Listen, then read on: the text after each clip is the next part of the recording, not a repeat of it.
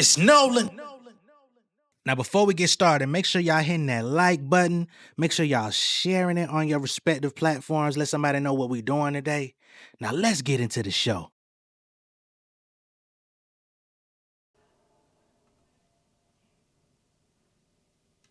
When I stop chasing the industry, that's when all of my doors open. I got suppressors with the beam, now I'm fully focused. I spread the money with my team and do the promotion. And I don't need the looks, I can do this blindfolded. I get told I'm my controller better than everyone. I exclude nobody, you play with me, that's a burial. I'm in tune like stereo, raise stakes for the views like Ariel, nah.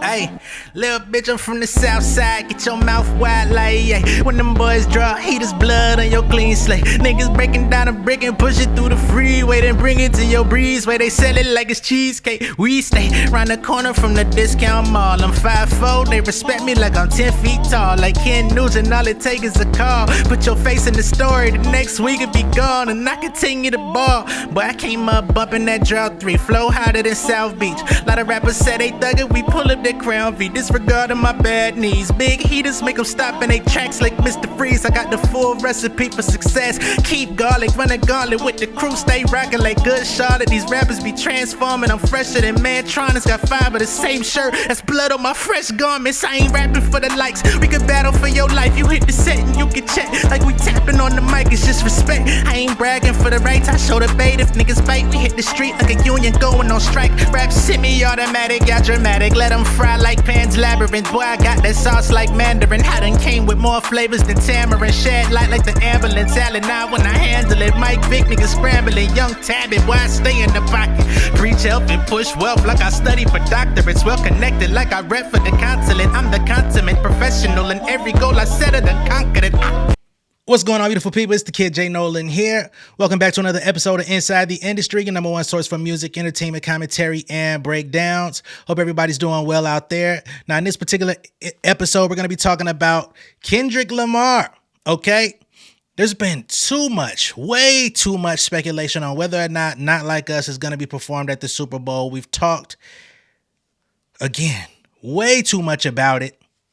You know, nobody can pinpoint what this man is going to do, what songs he's going to choose, what special guests we may get. We know SZA for sure. Some people are speculating whether it's going to be Tyler. Some people want to see Baby Keem out there. Some people want to see Black Hippie out there. Just calmate. You know what I mean? Ain't going to be much longer, baby. It's on the way. Up on the way. All right? But since we're here, we've got more updates, and these are unofficial updates. It's just reports that are hitting the net, stating that the NFL is supposedly standing down. They're not trying to force him left or right, meaning that if he and his creativity say, I want to perform Not Like Us in whatever way that he wants to do it, they are not tying his hands. They will allow it, okay? Now, again, don't say you heard it from J Nolan, baby. I'm just telling you what the word on the screen is. All right, we're going to get into it. Now, first, we heard this from Mark Lamont Hill. Of course, he's a reporter, journalist. He's also part of the Joe Budden podcast now. And he came out and said that he spoke to an executive over at the NFL, and they relayed that message to him. Let's go ahead and get into it and hear what Mr. Mark Lamont Hill has to say. I don't typically like Mark. I don't typically agree with him on too much. He's interesting character, but let's just hear what he had to say regarding this particular subject. Spoke to an executive at the NFL. Pick it up. Insider. So you don't watch, but you speak to the executives and keep up with the scores. All right, go ahead. Oh, because I have to cover the stories. I cover the stories. I see. Yeah. I see. So it's a halfway backbone. So what Hope tell you? Halfway backbone. No, it was an NFL. It was an NFL person, because I asked, "Is the NFL going to block this?" And what they said was, Kendrick can do whatever he wants at the Super Bowl. The NFL does not control what he does. It's okay. I cut this part out. So that's basically, all right, they're not liable. Yeah, right. They said we asked Snoop not to crip walk or throw up gang signs. He did it anyway. Nobody died. End quote. That's funny as shit. So that's funny as that's hilarious. Because he definitely was. I was like, is he going up crip with the all blue bandana suit on? Yeah. So just FYI. So if y'all expecting the NFL to stop it, they're not. It ain't happening. They're not. Yeah. So clearly the NFL has come a long way from the olden days of when they used to fine performers for doing things that were outside of their guidelines or outside of the PC things that they wanted them to do. Remember, it wasn't that long ago. We just talked about how MIA, they tried to sue her for multiple millions for throwing up a middle finger at the Super Bowl. Not to mention the fact that, there was a pretty tough crackdown on Janet Jackson, although it did get dismissed. They were trying to get her to pay money for her, nip snip, and even though that was a pasty on it, for her performance with Timberlake. Now, I saw this earlier in the week, and I said, you know what? I feel like this is bullshit, but now that we've got Mark Lamont Hill coming out, basically confirming what's being stated in this Sun report, because the U.S. Sun, they typically be giving us some horchata, some Worcestershire sauce. But here's what they say. Fever pitch, Kendrick Lamar planning to perform Drake diss track at Super Bowl and can't be silenced despite lawsuit threat. And of course, we know the lawsuit threat is Drake putting his name all up in that federal lawsuit against UMG. So they say Kendrick Lamar is ready to drop his diss track at the Super Bowl next month and does not care what his bitter rap rival thinks. Okay? The U.S. Sun has revealed there is nothing legally Drake can do to stop Kendrick from performing it, which insinuates the Canadian superstar is a pedo. Okay, 2 well-placed sources have told the U.S. Sun Kendrick Lamar won't back down at the Super Bowl and plans to perform this track that is subject to a lawsuit from Drake. Lamar has landed the coveted halftime slot at this year's Super Bowl in New Orleans. We already know. Okay, Drake has launched a defamation suit against his label mate. And of course, when we're talking about label mate, we're talking about the parent company of their labels, as in UMG. Drake is a Republic artist, licensing his music to them. Kendrick Lamar is an Interscope artist, licensing his music to them, but they both are under the same conglomerate of Universal.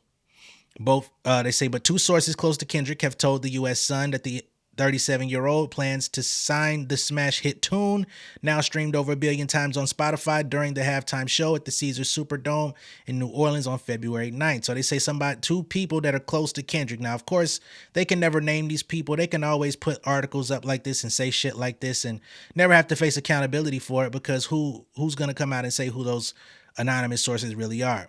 They claim some have advised him to ditch the track from his set list, fearing that it could spark massive controversy at the iconic NFL showpiece. The pleas, however, have fallen firmly on deaf ears.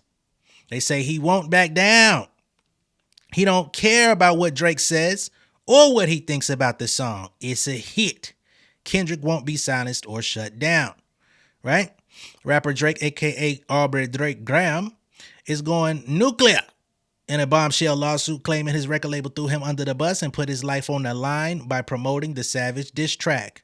The music megastar says UMG didn't just drop the track, they orchestrated a plan to help Kendrick Lamar land the coveted Super Bowl halftime slot and belt out the scathing song in front of a global TV audience of millions. So they saying that he even, he did say in his lawsuit that they used their resources to get him the Super Bowl halftime show, which, come on, man. Kendrick is cool with Jay-Z. You don't think his name was on the short list for a couple years, especially after the Dr. Dre shit where he came out and basically stole the show? So there's that. Again, only came to this article because I seen this a couple days ago. I said, man, fuck these niggas. But now we have Mark Lamont Hill coming out and basically voicing the same exact messaging, and he claims that he spoke to somebody directly at the NFL. Okay? And that's been a very highly debated subject for some time now, is whether or not Drake was trying to put these lawsuits out there to put pressure on Kendrick not to perform, to basically make him fearful of performing the song because he thinks maybe Drake might open up a lawsuit on him directly for defamation on live national television, international, global television, as a matter of fact, because the Super Bowl does air cross countries abroad. But as of now, the reports is saying Kendrick says, nigga, do some. We shall see. All right. I'm just giving y'all what the people are saying. All right. Now, furthermore, I ran across another article earlier today And this was a unique article in that they are not all the way convinced about Mr. Kendrick Lamar. And sometimes it's okay to talk about positive and negative. In this article, they're trying to criticize, how Kendrick Lamar went from a Black Lives Matter symbol to a Super Bowl star. This article is on Vulture, written by Zach Cheney Rice, who is actually a black man. Surprisingly, I thought it was a white motherfucker. I ain't gonna lie. But it turns out that's not the case. You know? And y'all let me know what y'all think of this shit. I do think it's odd that it would be written on Vulture of all publications, given the name of their site. But, you know. They say the enthusiastic response to Kendrick Lamar's music over the past 12 years has been driven in part by the perception that he's a political vessel. So you can see from the first sentence, this motherfucker finna try to question his political stances. He's not just the most lyrically gifted MC of his generation, but the griot of the Obama era and his discontents whose songs have galvanized street protests against police brutality as seamlessly as they have filled concert arenas and inspired academic books. But what exactly are his politics? Kendrick is provocative without being didactic, and his views often have to be inferred from his scattered public remarks and the imagery in his music videos and stage performances. Since his decision to headline the halftime show at Super Bowl 59, their meaning has only become more slippery, just as his artistic output has become less polemical. It feels increasingly like a stretch to ascribe meaningful politics to his music at all. Why the fuck would I care what this nigga politics is if he ain't trying to give it to us? If he don't want to be goddamn Barack Obama of the MCs, why would I tell him he has to be? This nigga ain't never said he was Killer Mike, but here we go. The year Kendrick released his debut album marked his first real brush with political controversy. In an interview with conspiracy website Truth is Scary, the Compton native, then 25, proclaimed, "I don't do no voting." Right? So at the time, he said he don't do no voting. I mean, hey, shit, man. That's how he felt at the time. Signaling his intention to sit out the upcoming election. The backlash was immediate. "He isn't the only young leader frustrated with the state of the political process," said Robert Biko Baker, president of the League of Young Voters. Yet by refusing to vote, Baker added the rapper was giving the very people he is frustrated with more free reign. Now, of course, we are critical at times of people that don't vote. This last election was very critical. And those that decided to sit out, in a lot of cases, are the ones that are sometimes the most vocal about what's going on, especially with all the changes and controversy going on in the country. So I understand why people can say, hey, I don't like your lukewarm stance on not wanting to vote. I get it. Kendrick clarified his stance. He says Americans should vote, but only for the right reasons, he tweeted. So they won't point the finger at the black man like y'all did, presumably referring to Obama. He added of Mitt Romney, "I just don't feel like he's got a good heart at all." Anyone lying? 2015, Fox News Target. With the release of his next album, To Pimp a Butterfly, Kendrick's designation as a leader started to seem apt.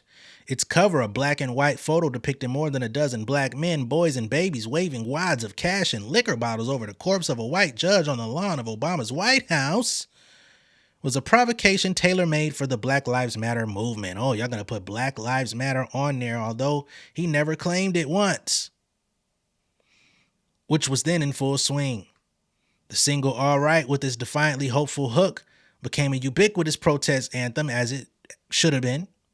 Activists in Cleveland chanted it after preventing police from detaining a teenager in the summer of 2015. The line that "we hate po-po, wanna kill us dead in a street for show," or as they say on the CNN, the Fox News shit on damn, for show. Meanwhile, drew condemnation from Fox News. "This is why I say that hip-hop has done more damage to African Americans than racism in recent years," complained Gerardo Rivera. Fuck him. The song's music video opened with footage of a police shooting and a voiceover of Kendrick bewailing apartheid and discrimination. By the time he took the stage at the BET Awards in June, surrounded by flames and graffitied cop cars, the rapper had made enough of the right enemies and captured the national mood so vividly that his relatively conservative comments about Mike Brown and Trayvon Martin were largely forgotten. He says, when we don't have respect for ourselves, how do we expect them to respect us? He told Billboard, which he did get a lot of flack for. And he also caught flack for kind of saying the same thing on The Blacker the Berry, right? Azealia Banks at the time said that was the dumbest shit she's ever heard a black man say. But yet as a black woman, she's made a living for the past 10 years saying dumb shit on Twitter and IG stories. Very interesting quotation to pick here, Vulture. Why did I weep when Trayvon Martin was in the street? When gang banging made me kill a nigga blacker than me. Hypocrite. He's been talking about hypocrite since his mixtapes. But of course, they don't listen to that, do they? 2016 Freedom Fighter. One might have assumed that Kendrick's provocations and black-on-black crime, whataboutism, would make him a pariah among either advocates, the people they were protesting, or both. Instead, they all seemed to embrace him. 2 performances this year endeared Kendrick to the former. First, his celebrated set at the 2016 Grammys, which featured him and his backup dancers draped in chains and prison blues, and ended with a projected image of the African continent with the word Compton emblazoned across it, though he omitted the "We Hate Po-Po" line.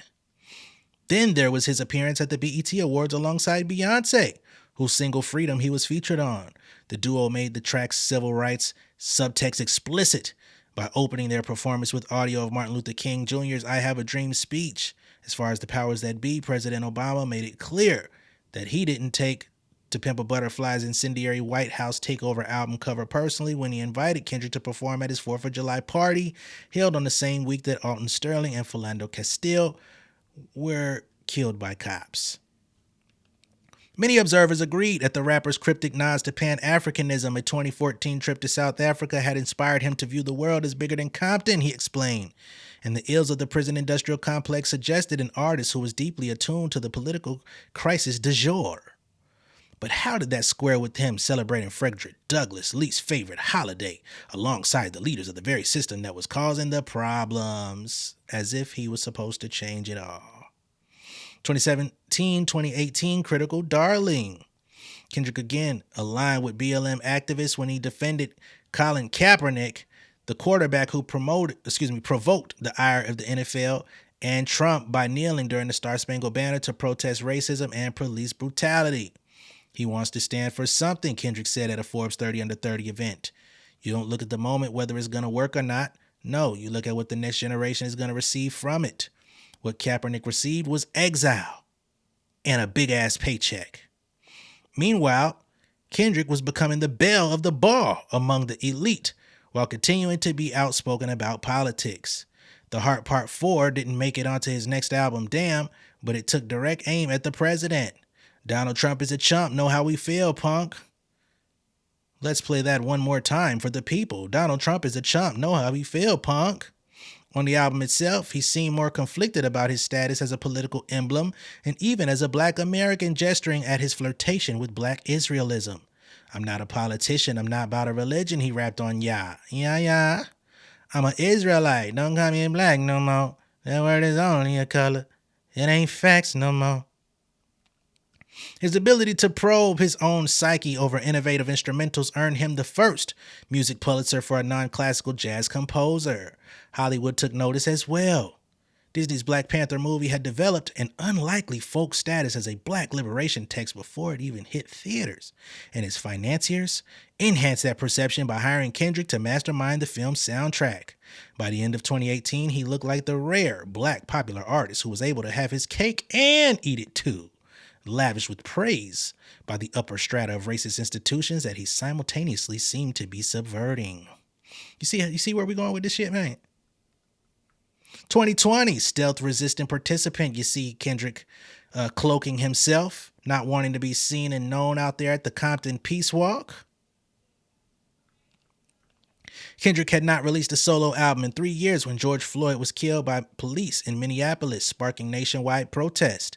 The rapper attended a peace walk through Compton that June. Because he did not speak or lower his mask at the event, fans were left to interpret how he felt from his weighed down, overburdened effect, as the music site Consequence of Sound described it. He seemed content to let his presence suggest where his solidarity lay and declined to comment on the uptick in streams for All Right that followed Floyd's death. On 2021's Family Ties, he alluded to his quieter approach. I've been ducking the social gimmicks. I've been ducking the overnight activists. Yeah, I'm not a trending topic. I'm a prophet. Boy, you putting all this word salad together. What the fuck is your point? 2022, Mr. Morally Gray.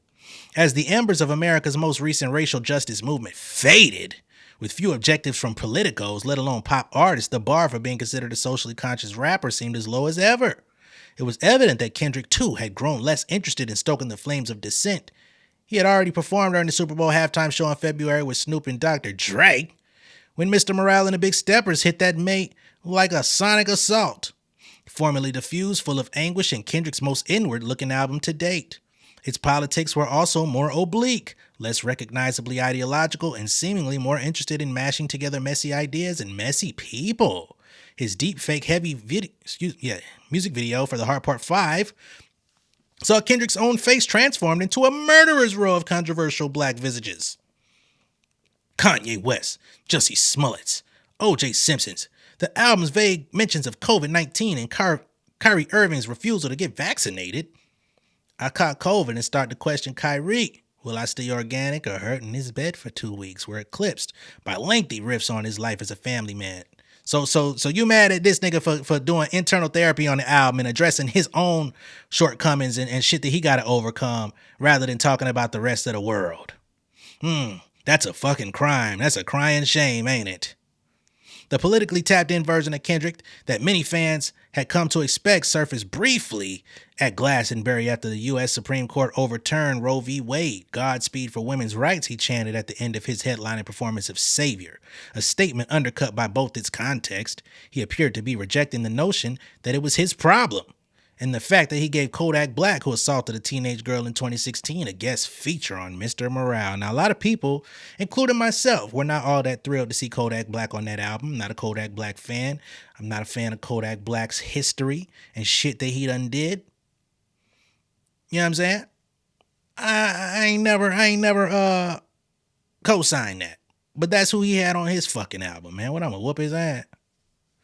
Like, y'all, you know what I mean? People did the same thing to Doechii. What it is, ho? Oh, what's up? They said we want the Kodak Blacklist version, all right? TDE and them niggas had to eat that. So, here we are. NFL poster child, as if he has nothing else going on for himself. He's just the product of the NFL now. He's their token now. Come the fuck on. Kendrick spent the bulk of his consequential election year engaged in a high-profile feud with Drake. Both rappers seemed eager to weaponize Kendrick's political reputation. On Family Matters, Drake claimed that his adversary was always rapping like you're about to get the slaves free. You just acting like an activist is make-believe. Although this nigga literally said, I've been dodging the overnight activists. Kendrick retorted on Not Like Us, you run to Atlanta when you need a few dollars. No, you're not a colleague. You a fucking colonizer. Neither seemed interested in applying these critiques to an actual political event, whether it was the presidential race or the U.S.-sponsored carnage in Gaza. Oh, you expected these niggas to get very political in a fucking rap battle. Yeah. Boy, as you stupid as you dumb. You mean to tell me Vulture didn't reject this shit, cut you off at the knees, homie? Fuck wrong with you? And that's for both artists, Kendrick and Drake. You expected these niggas to really come to the table and have a Dr. Umar Tariq Nasheed debate in front of the world stage? I will digress. But that didn't mean their feud was absent from the campaign trail. Kendrick had created a vacuum. He wasn't speaking up about politics per se, but he was making headlines for taking down Drake, which meant candidates interested in attracting young or traditionally disengaged voters had reason to invoke him anyway.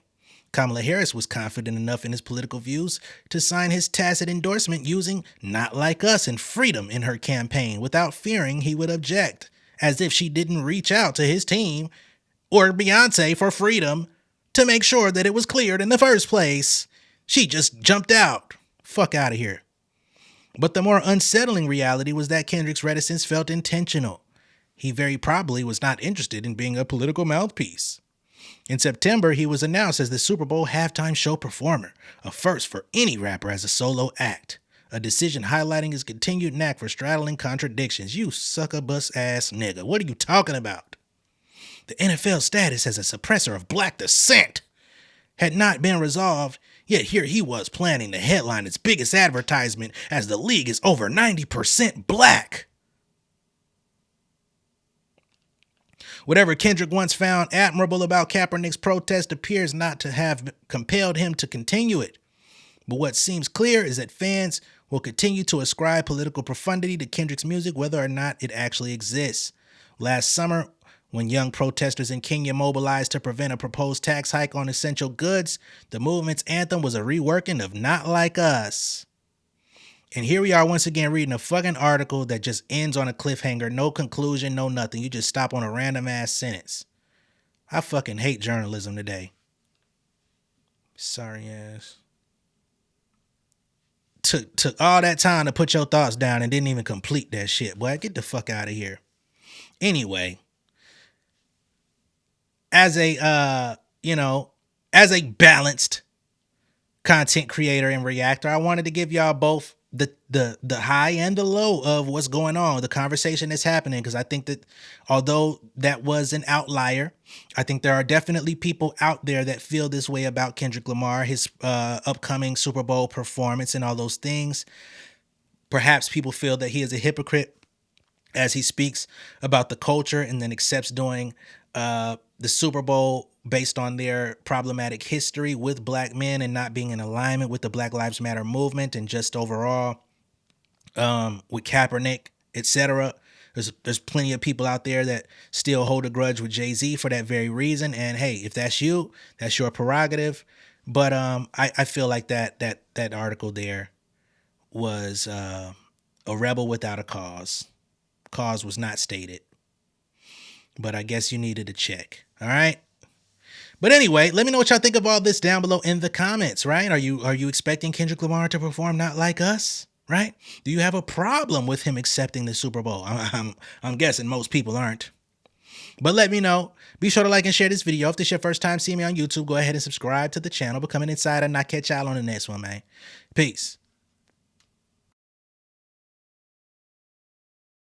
King of my city and cul-de-sac. Coming, I swinging like soldier rag. Leading my people like quarterback. Boy, I study this shit, I'm an almanac. Had to get up and grind. Knowledge is booming, I'm here to apply. Came with the chip and the dip, it just single the mind. We finna do more than survive. I need my check. Spinning the block for the Gouda. We hitting the jeweler to flood out the net. We don't do beef for computers, I'm straight out the sewer. We come when you rest. Niggas be looking perplexed, so keeping my foot on their neck. No map, I trust my gut for the quest. With drama, I'm fully abreast. I was ready for years and they doubted me. All of a sudden, they tell me they proud of me. I've been dropping these haters like calories. Cross them out, I came back with some boundaries. Stand for my honor, but too raw, no corner. Packing the stick with a drummer. Wanna catch my bad, won't fumble.